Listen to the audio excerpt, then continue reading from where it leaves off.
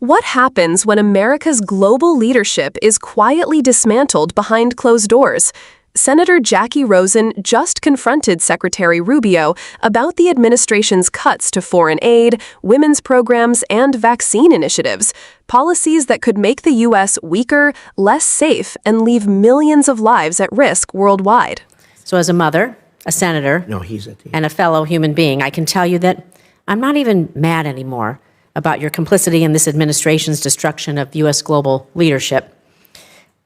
I'm simply disappointed. And I wonder if you're proud of yourself in this moment when you go home to your family, because I've always found you, Senator Rubio, to be a bipartisan, pragmatic partner, a true believer that the U.S. is stronger when we lead with diplomacy and development. You have a strong record on this, but I don't recognize Secretary Rubio. A stalwart support of Israel, you've watched this administration abandon Saudi normalization with Israel in order to pursue business deals. You were once a fierce critic of Vladimir Putin, but you sat idly by as the president berated the elected leader of Ukraine for not capitulating to Russia. And worst of all, you've kneecapped foreign assistance, including programs that you previously championed and made America less safe, less strong, less prosperous in doing so. I know you know this in your heart, and I can't make this point any better than you did yourself in 2019 when you said, anybody who tells you that we can slash foreign aid and that will bring us to balance is lying to you. So with that, I'm just going to move on to my questions. Thank you. And I'm going to talk about international women's issues because during your time as senator, you were a champion of international women's issues. You helped introduce bills that would have codified the Department's Office of Global Women's Issues and Women's Global Development Prosperity Initiative. You supported several bills, including Senator Shaheen's bipartisan Women, Peace, and Security Act. During your confirmation hearing, you committed to me that you would support women's economic empowerment abroad. And at this year's International Women of Courage Award, you waxed poetically about the administration's support for women abroad. So help me understand how to square your past with your present. You're proposing the full elimination of the Office of Global Women's Issues. You've terminated hundreds of programs that help women and girls. You provided no guidance to the department on whether they should continue to implement the Women, Peace, and Security Act, and I'm still waiting to see your support for women's economic empowerment overseas. How can you dismiss the concerns of women around the world? Do you believe that the data shows that women's economic participation includes greater economic development worldwide and that women's participation in peace negotiations guarantees longer outcomes? And I have a few questions, so I would respectfully ask for a yes or no. Don't you think that women's participation is important and allows for better outcomes? This is not a game show. I'm not going to ask that with a yes or no. That's an important question. And I can answer it. We're not abandoning women's issues. So do you believe the Office of Global Women's Issues should be eliminated?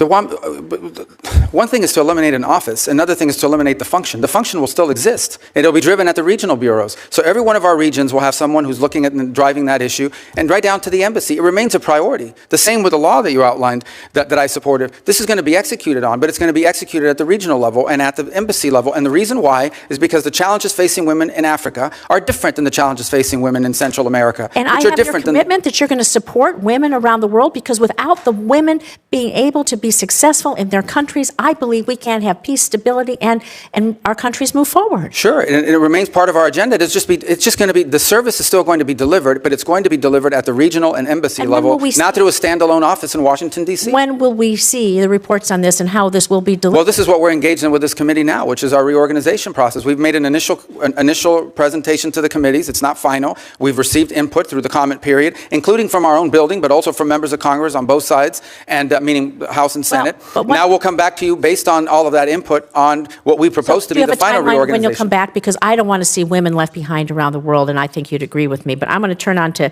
Israel. If you can give us a timeline of when you're proposing to do this, that would be helpful, and we can maybe come back and revisit it, Mr. Chairman.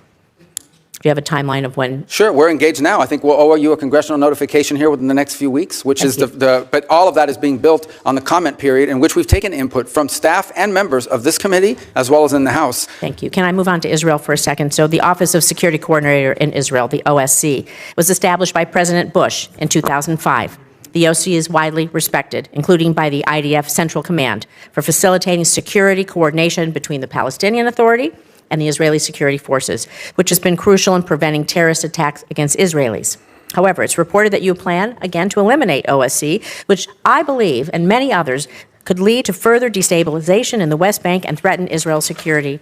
So, Mr. Secretary, should the U.S. continue playing a role in facilitating successful security coordination between IDF and Palestinian security forces to safeguard Israeli lives? And if so, do you believe the State Department should continue to maintain the OSC and support it financially? Yeah, there's news reports every day about things that aren't true. So the only thing that's been discussed about OSC is whether it should be brought under the authority of the ambassador and the embassy.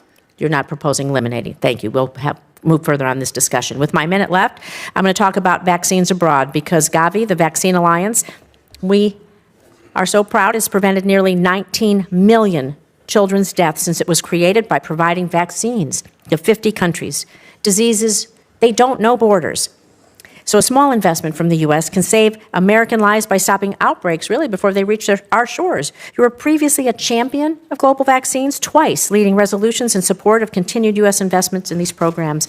So, Mr. Secretary, again, do you consider vaccines, including for malaria, Ebola, to be life-saving?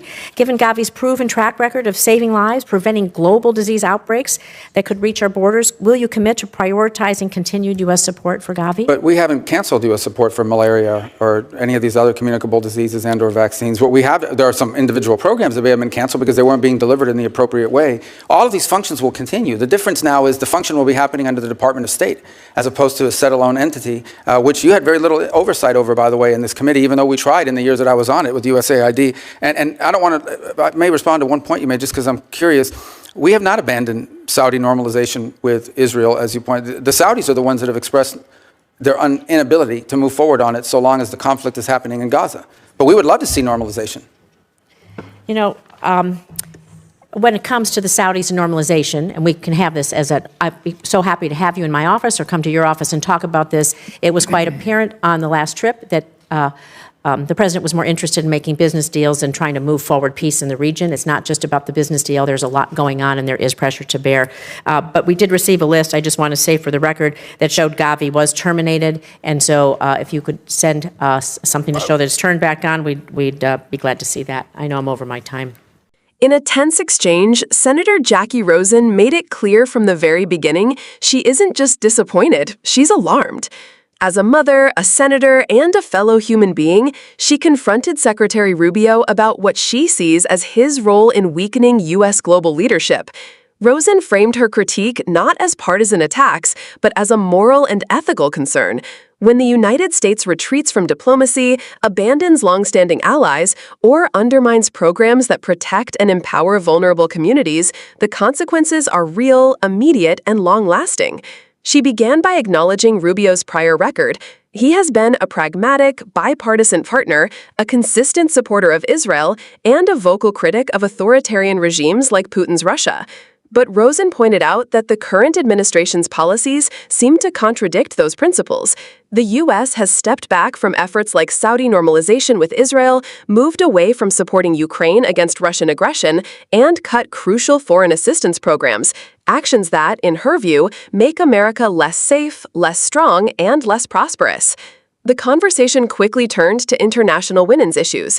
Rosen reminded Rubio that as a senator, he championed economic empowerment for women worldwide, supporting legislation like the Women, Peace, and Security Act and efforts to codify the Office of Global Women's Issues.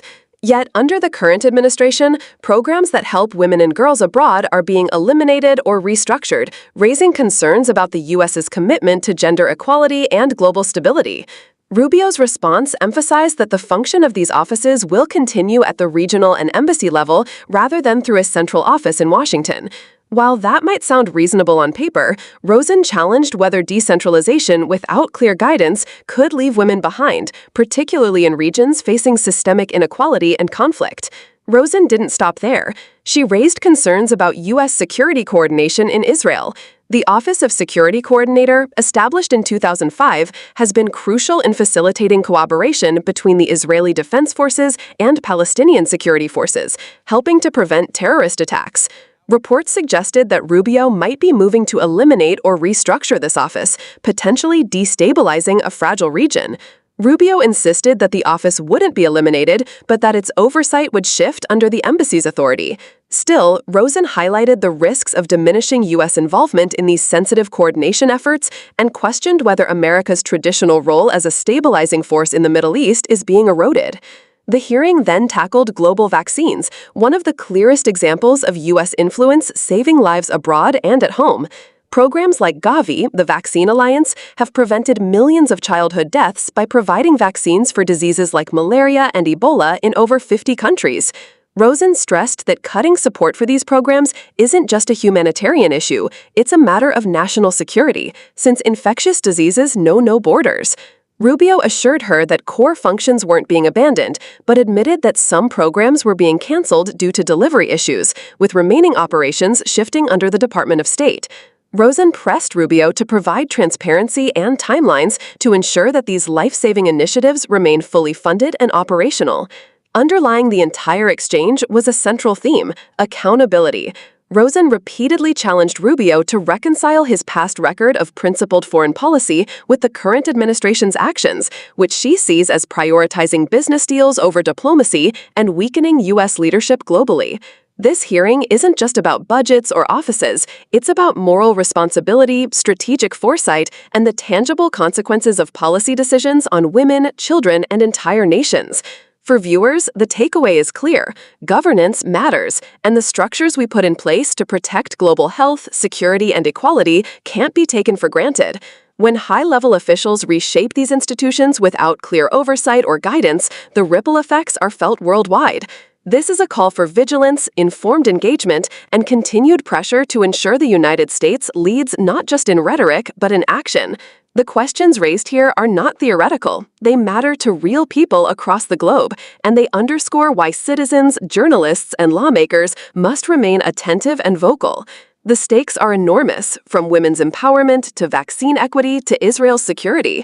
If the U.S. abandons these responsibilities, the consequences will be felt for generations. What do you think? Are these structural changes genuinely improving efficiency, or are they dismantling programs that have made America stronger and safer abroad?